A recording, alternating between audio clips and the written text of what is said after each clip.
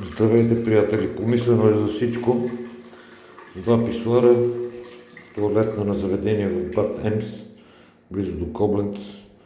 Разбираемо, двама мъже могат да ползват двата писуара един от друг. Нищо особено.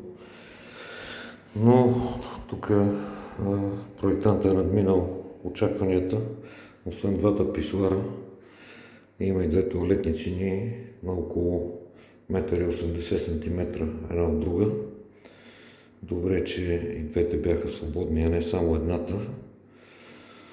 Така, защото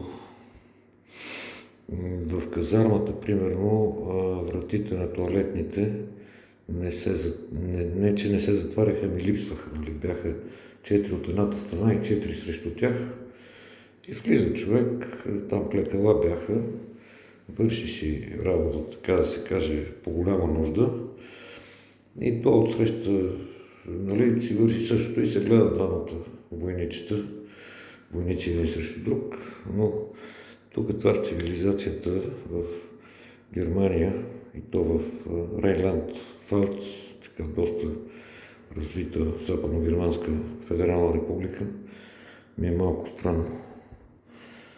Не знам какво се има предвид, каква е идеята на тия две тоалетни.